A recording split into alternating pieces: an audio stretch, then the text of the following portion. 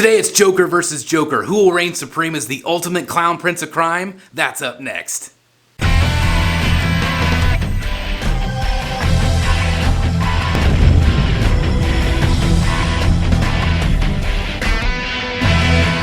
It's your boy Chris the Batman Statue Collector, and I hope you're all doing really great out there. Welcome back once again to Brotherhood of the Bat Collectibles, and I want to thank each and every one of you that have watched the unboxing and review for my brand new Joker on Pogo premium format, of course, from our friends over at Sideshow Collectibles. Now, if you watch this channel, you guys know that I've been toiling for a long time. I'm very happy with my OG piece, but I always kind of wondered about the newer piece. Of course, I've been replacing my collection over the last year or so with the newer, updated Sideshow pieces, and I had to see it in person. I had to know which is the better piece. And of course, I wanted to do a compare and contrast to see, the differences between the two, because they're both the Joker, but of course, they're both very different in terms of sculpt and execution, of course. So I wanted to compare and contrast, and so without further ado, let's do that and figure out which one is going to end up in my display case. Alright guys, so here we go, comparing the two, and that is what you get. I don't know if this has ever been done on YouTube before where two of these statues are compared. They are incredibly different, even though they are the exact same character. Lots of differences, and there are some similarities, of course, but I do want to compare each element and share my thoughts on them. Okay, so first of all, this is the modern premium format right here, which I just recently reviewed. An incredibly dynamic base, lots of great details. It, of course, has the bronze element, the green smoke, the rock work, and it's just very different and fun. It's not been done really before as far as I know with like a pogo stick for sure, but you notice the bronze elements. And then of course if you go to the OG piece, it also has the bronze element, and one thing that I've always loved about this base is the incredibly creepy clowns that adorn the base itself. It's also a low profile base, which is very, very nice. You notice the nice subtle wood, the nice elements there, and it's just, again, it's just a very subtle base. This is the way Sideshow's bases used to be whenever we first started out. Just kind of, they were all round, they were all pretty small, and this one, obviously, you can see the difference in size. This one is a bigger footprint for sure. I did say in my review that I wish the green on this base was more of a neon green color. I think that would have made this statue pop, because this statue, the main gripe about it is that the colors are a bit muted on it, and you can really just see the difference in base style. If I was going to choose my favorite base, I would go with this one right here. I'd go with the OG. I like that it has the creepy clowns, I like the simplicity of it, and I like that it has a very small footprint with some nice pop of color there on the top. Okay? So let's go up and look at the actual figure itself. Okay, obviously the original is going to be not only sculpted, but it's going to be a fabric cut and sew element here. Some of you out there absolutely hate cut and sew.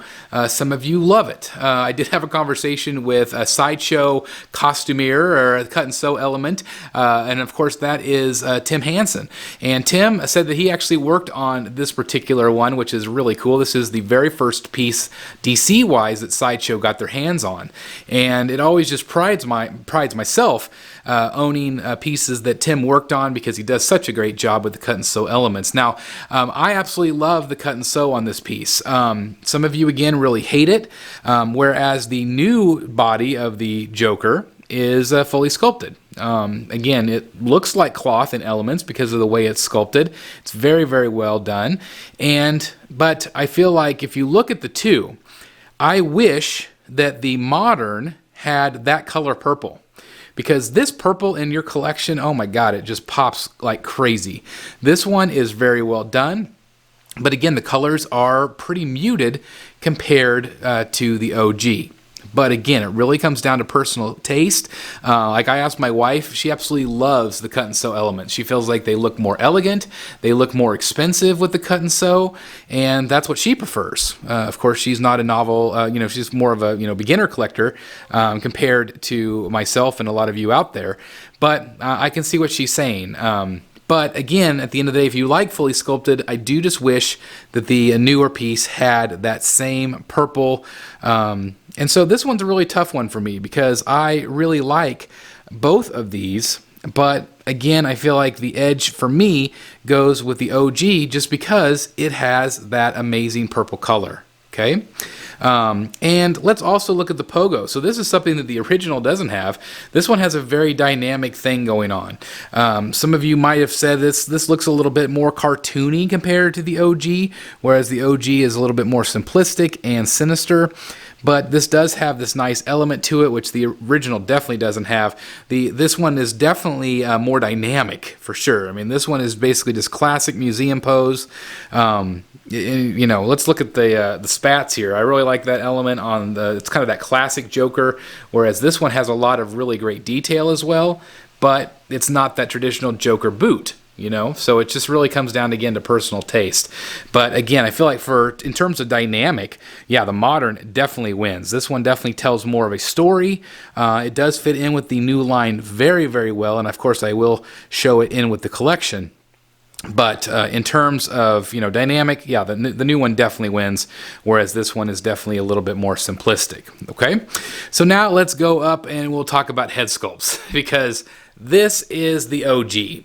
I don't know if this head sculpt can be topped. It is a nod to the Killing Joke, and it absolutely still, in my opinion, is the best, if not the second best Joker head sculpt of all time. Whereas this one is still very, very good, but I don't feel like it necessarily holds a candle to the OG. If you actually take off, I will do that. I'll take off this head here, and I'll place it right next to the OG head. You can definitely see a little bit of a size difference, not by much, but again, look at that. They're both really great, but yeah, I just feel like the OG is definitely the winner here, and again, I just don't know if that can ever be beat. So, as you can tell, I am favoring the OG quite a bit. That doesn't take away from this thing. This thing is a really, really good premium format. And again, a lot of you might really like it a lot better because it's so much more dynamic, and it has, you know, the fully sculpted look as opposed to the cut and sew, which again I know a lot of you do not like. But I do again wish that this one had those color purples.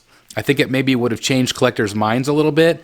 But whenever I'm talking about these pieces with collectors, a lot of people still side with the OG, and they still feel like it's the best one in my collection. So, of course, I'm going to show you both of these in my collection, and we'll figure out which one I finally choose to stay in my collection. Will it be the OG, or will it be the new one that takes the place in the center? Oh, one other thing I forgot. I did want to show you the Swapout head sculpt next to the OG, so you can kind of see the two of them together, and they both look really, really good. But again, at the end of the day, I think the OG wins out. It's just creepy, terrifying. The hair is more detailed, but they're both really amazing, but I still have to go with the OG.